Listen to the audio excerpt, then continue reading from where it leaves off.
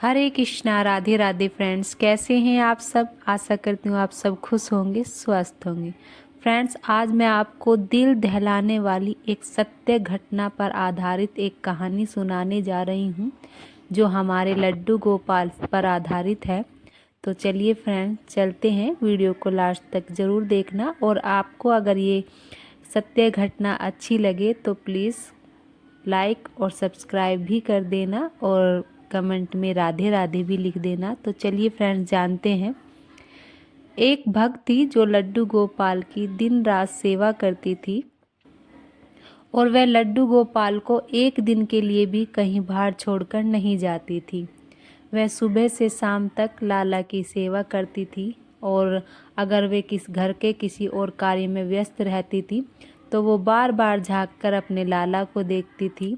उसके मन में ये रहता था कि अगर 1 मिनट के लिए भी तूने लाला को छोड़ दिया तो लाला नाराज हो जाएंगे, लाला को दुख होगा। तो इसलिए वे ठाकुर जी की सेवा दिन रात करती थी।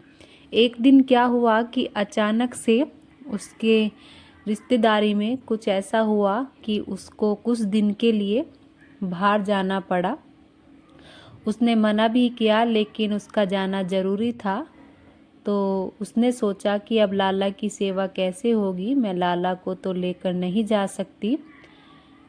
तो उसने सोचा कि चलो मैं अपनी पड़ोसन को अपने लड्डू गोपाल दे देती हूँ, वो उसकी सेवा कर लेगी। उसकी जो पड़ोसन थी वो लड्डू गोपाल के बारे में इतना नहीं जानती थी, उसने लड्डू गोपाल को नहीं देखा था। जब वो अपनी पड़ोसन के यहाँ पर अपने लड्डू गोपाल को लेकर गई तो लड्डू गोपाल ने पूरे वस्त्र पहने हुए थे, उन्होंने अपने लाला का श्रृंगार किया हुआ था।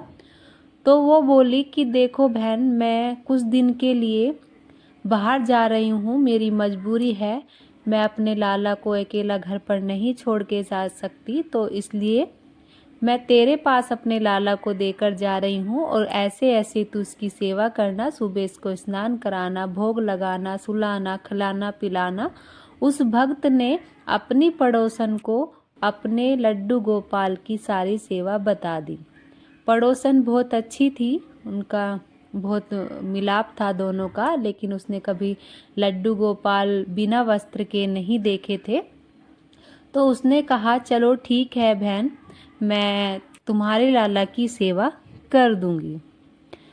और जैसे ही उसने सुबह के टाइम ठाकुर जी को, मतलब लड्डू गोपाल को नहलाने के लिए लड्डू गोपाल के वस्त्र निकाले तो वो चौंक कर दंग रह गई।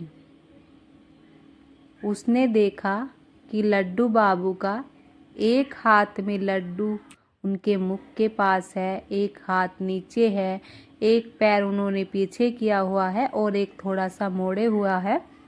तो ये देखकर वो रोने लगी। उसने कहा कि ये क्या हो गया लड्डू गोपाल को, अब मेरी सहेली मुझसे क्या कहेगी, मेरी पड़ोसन मुझसे बोलेगी कि तूने मेरे लड्डू गोपाल का कैसा हाल कर दिया है, अब मैं क्या करूं। हे लड्डू बाबू, तू ही बता, मैं अब ऐसा क्या करूं जो तेरे हाथ पैर सीधे हो जाए, जैसा तू था वैसा हो जाए। उसने कभी बेचारी ने लड्डू गोपाल को बिना वस्त्र के नहीं देखा था, उसे ये नहीं पता था कि लड्डू गोपाल इसी तरह के होते हैं। तो वो जोर जोर से रोने लगी और कहने लगी कि हे भगवान, अब मैं ऐसा क्या करूं कि इस लाला के हाथ पैर सीधे हो जाएं, वरना मेरी पड़ोसन को बहुत ज़्यादा दुख होगा कि मैंने ऐसे क्या कर दिया कि जो लाला के हाथ पैर ऐसे हो गए हैं। फिर उसके दिमाग में आया कि शायद मालिश करने से इस लाला के हाथ पैर ठीक हो जाएंगे। तो उसने जैसे मालिश वाला तेल मंगाया और फिर ठाकुर जी की सेवा मतलब मालिश करी, और वह दिन रात दोपहर को भी, शाम को भी, सुबह को भी नहलाने से पहले और दोपहर को सुलाने से पहले और शाम को सुलाने से पहले मालिश करने लगी कि पड़ोसन के आने से पहले ये लल्ला ठीक हो जाए। तो इसी विचार से वो भगवान से हाथ जोड़ती, प्रार्थना करती कि हे भगवान, लाला ठीक हो जाए, लाला ठीक हो जाए। 2-3 दिन वो ऐसे ही करती रही। फिर उसे पता लगा कि अब तेरी पड़ोसन आने वाली है, तो वो डर गई और उसने प्रार्थना करी। वो सच्चे मन से थी, उसे बेचारी को नहीं पता था कि ठाकुर जी ऐसे ही होते हैं। तो वो खूब जोर से ठाकुर जी के पास रोने लगी, लड्डू गोपाल के पास, कि हे लड्डू बाबू, आप ठीक हो जाइए, वरना मेरी पड़ोसन को बहुत दुख होगा। मैं आपकी बहुत सेवा करती हूँ, आपकी इतनी मालिश करती हूँ, तो आपके हाथ पैर क्या हो गया, अब आप ठीक हो जाइए। तो आपको यकीन नहीं होगा, ठाकुर जी ने उसकी सच्ची भक्ति देखकर अपने हाथ पैर सीधे कर लिए। उनके हाथ ऐसे हो गए जैसे हमारे हैं, उनके पैर भी बिल्कुल सीधे हो गए।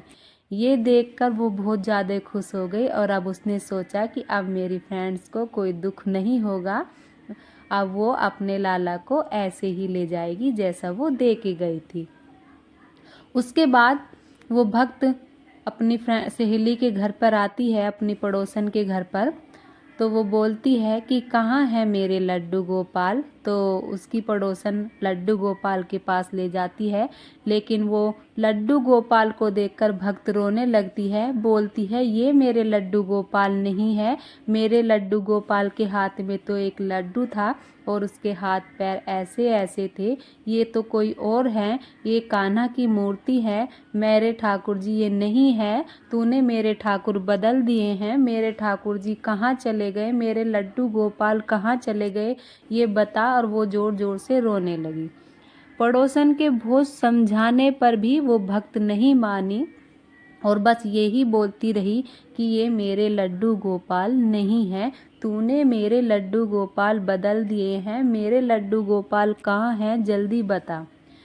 लेकिन बहुत ज़्यादा समझाने पर वो भक्त मान गई। उसने बोला, देख बहन, जब तू अपने लड्डू गोपाल को लाई थी तो मुझे नहीं पता था, मैंने उनको बिना वस्त्र के कभी नहीं देखा था। मैंने सोचा कि शायद लड्डू गोपाल के हाथ पैर मेरी वजह से हो गए हैं, तो मैंने लड्डू गोपाल की दिन रात मालिश करी और उसकी वजह से लड्डू गोपाल के हाथ पैर सीधे हो गए। तो फ्रेंड्स, आपने देखा कि भगवान की अगर सच्चे मन से भक्ति की जाए तो भगवान स्वयं चलकर हमारे पास आते हैं, क्योंकि भगवान के घर में देर है, अंधेर नहीं है। अगर छल कपट से हम भगवान की सेवा करते हैं, मतलब कि हम भगवान की सेवा कर रहे हैं लेकिन हमारे मन में दूसरों के लिए छल कपट भरा पड़ा है, तो हमारे भगवान हमारी कभी नहीं सुनते हैं। लेकिन अगर हम सच्चे मन से श्रद्धा से अपने भगवान को बुलाते हैं तो वो ज़रूर आते हैं। तो आपको ये कहानी कैसी लगी, आप कमेंट में ज़रूर बताना। राधे राधे।